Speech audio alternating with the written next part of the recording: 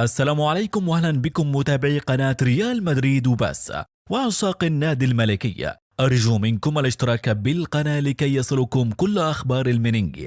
كشفت تقارير صحفية أن نادي باريس سان جيرمان الفرنسي يخطط لخطف 5 لاعبين دفعة واحدة من صفوف ريال مدريد الإسبانية بسبب اقتراب الأخير من ضم كيليان امبابي مهاجم الفريق مجانا في الصيف المقبل.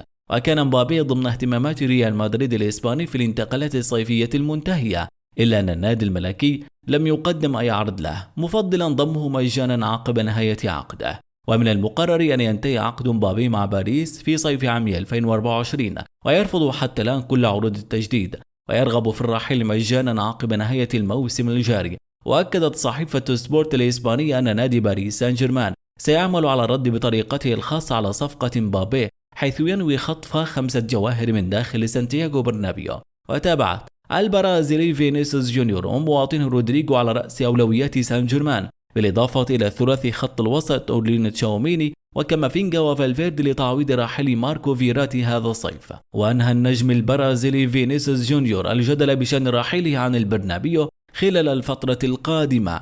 وأشار الصحفي توماس غونزاليس مارتين أن فينيسيوس تلقى العديد من العروض للرحيل عن نادي العاصمة الإسبانية، وكان آخرها من ليفربول. وأكد المصدر أن فينيسيوس يرغب في مواصلة ارتداء قميص الميرينجي ويرفض جميع العروض المقدمة من أجله. ريال مدريد يقترب من ضم صفقة جديدة. كشفت تقارير صحفية عن اقتراب نادي ريال مدريد الإسباني من التعاقد مع صفقة جديدة خلال فترة الانتقالات الصيفية الحالية.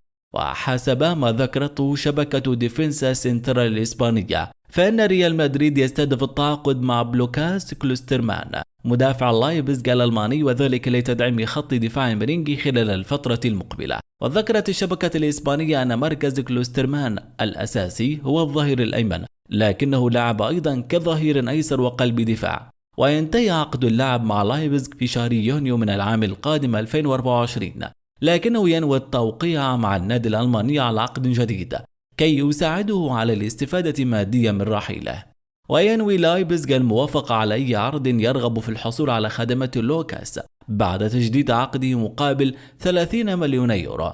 من ناحية أخرى، سلطت التقارير الصحفية عن تأثر نادي ريال مدريد برحيل المفاجئ الفرنسي بنزيما عن صفوف الميرينجي. وقالت صحيفة ماركا الإسبانية إن ريال مدريد استيقظ يتيما في 5 من يونيو بسبب بنزيما، حين أعلن المهاجم الفرنسي وداعه المفاجئ بعد مسيرة بالقميص الملكي استمرت 14 عاما.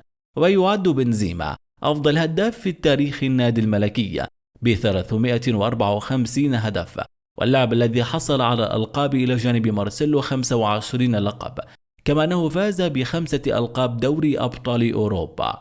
وأشارت الصحيفة لأنه بعد مرور 100 يوم على وداع بنزيما لريال مدريد، فإن شبح المهاجم الفرنسي لا يزال يحوم حول العديد من الجوانب التي لم يتمكن الفريق من التغلب عليها بعد، والفراغ الذي تركه لم يملأ بالكامل. وأضافت: ريال مدريد لم يعد لديه مهاجم بعد رحيل بنزيما وتأجيل قدوم كيليان امبابي إلى الصيف المقبل، إذا اضطر النادي لخيار خوسيلو هذا الصيف. وزادت: عانى ريال مدريد من غياب الهداف، الأمر الذي عوضه جود بلينغهام جزئيا، لكن هذا ليس دوره، ومن الصعب أن تكون أرقامه التهديفية قريبة من نظيره الفرنسي.